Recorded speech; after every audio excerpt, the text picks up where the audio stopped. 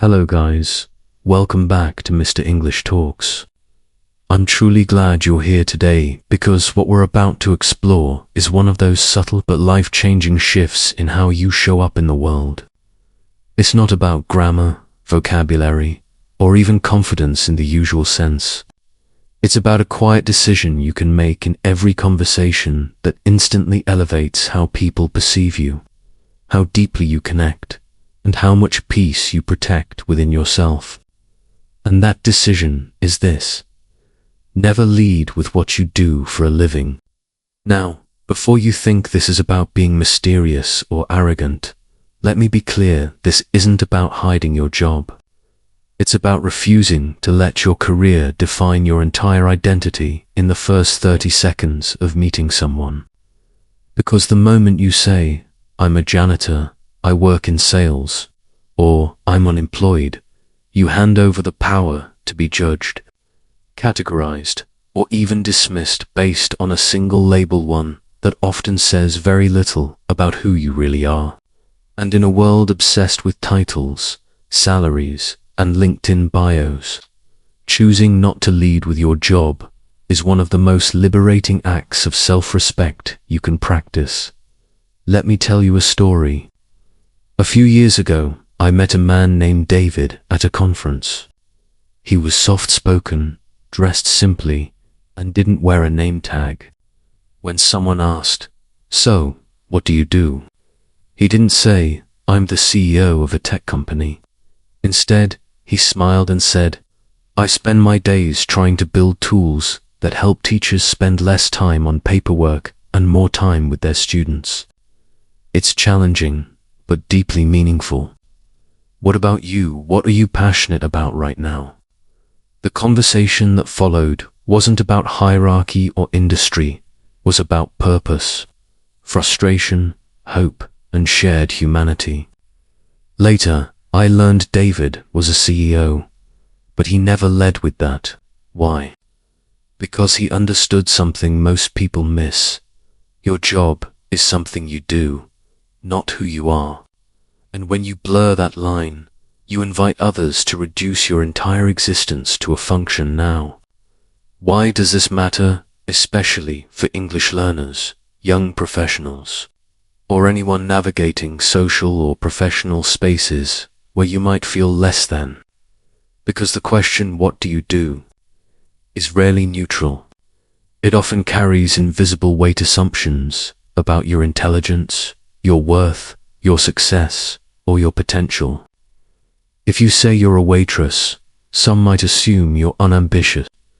If you say you're an intern, they might talk down to you.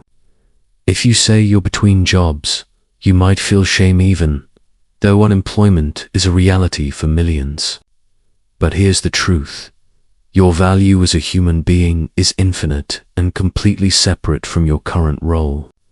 You could be cleaning floors today and inventing the next big app tomorrow.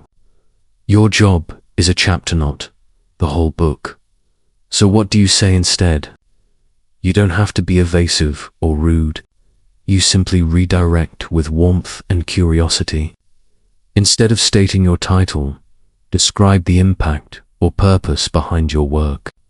Say, "I help people feel heard during difficult times," instead of, "I'm a customer service rep." Say, "I'm learning how to build websites that actually solve problems," instead of, "I'm just a beginner coder." Even if you're unemployed, you can say, "I'm taking this time to really figure out what kind of work aligns with my values." What about you? This isn't deception. It's You're choosing to lead with meaning, not mechanics.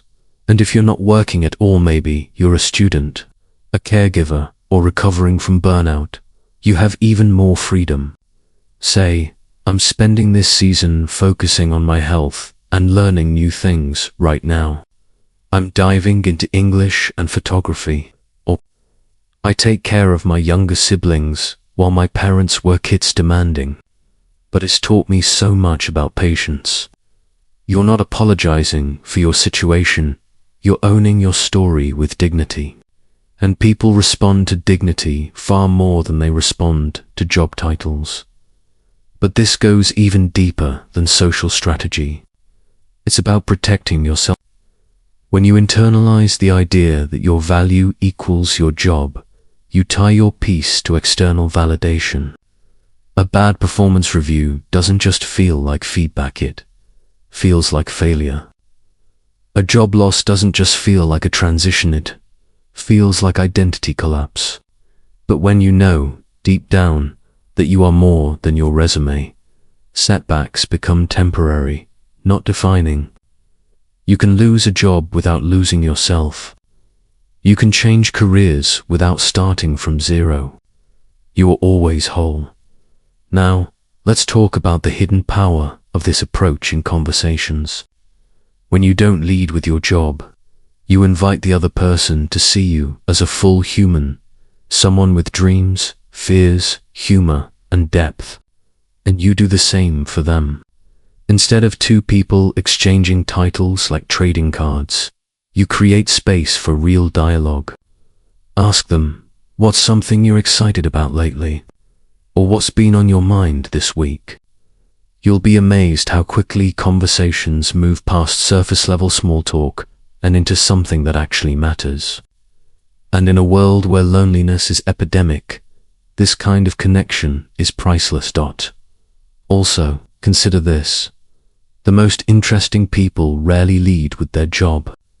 Think of the friends you admire, the ones who light up a room not because of what they do, but because of how they make you feel. They're curious. They ask questions. They share stories, not status. They listen like your words matter. That's the energy you cultivate when you stop defining yourself by your occupation. You become someone people want to know, not because of your title, but because of your presence. And for those learning English, this mindset is especially powerful. You might worry that your accent, grammar, or vocabulary will make others judge your intelligence or professionalism. But when you lead with warmth, curiosity, and purpose rather than a job title, you shift the focus from your language skills to your humanity. People connect with sincerity long before they notice imperfect tenses. They remember how you made them feel, not whether you said "I have went" instead of "I went." So instead of dreading the "what do you do?" question, see it as an opportunity to practice this new way of relating. Of course, there are times when stating your job is necessary on a form, in a formal introduction, or when relevant to the task at hand. But even then, you can add dimension. Don't just say, "I'm a nurse." Say, "I'm a nurse in the pediatric ward. I spend my days helping kids feel brave during scary moments." You've added heart to the title.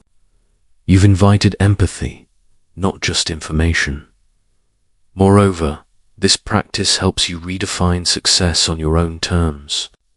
In a culture that equates worth with wealth and titles, choosing not to lead with your job is a quiet rebellion. It says, "My life isn't a LinkedIn headline. My value isn't for sale." You begin to measure richness not by your income, but by your relationships, your growth, your peace, and your contribution. And that's a freedom no salary can buy. Now, what if someone insists, "But what's your real job?" Or "Come on, just tell me what you do." Smile gently and say, "I'd love to hear about you first. What's keeping you busy these days?" Or, "I believe we're more than our jobs. What's something you're proud of lately, work-related or not?" Most people will follow your lead. And if they don't, if they only care about your title, then you've just filtered out someone who wasn't seeing you anyway. Over time, this habit rewires your own mindset. You stop introducing yourself as just anything. You stop comparing your path to others. You start seeing yourself as a multifaceted human learner, dreamer, helper, creator, not a function. And that self-perception radiates outward. People sense it. They treat you differently not because you've hidden your job, but because you've shown them there's so much more to you. So the next time someone asks, "What do you do?" take a breath, pause, and choose to respond not with a label, but with an invitation. Share a piece of your purpose. Ask a thoughtful question. Let the conversation breathe. You're not dodging the question, you're elevating it. You're saying, "I'm not just a role. I'm a person, and I'd love to know you as one too." Because, in the end, the deepest connections aren't built on resumes, they're built on presence, curiosity, and the courage to be seen imperfectly and beautifully as you are. If you like this video, don't forget to subscribe to this channel.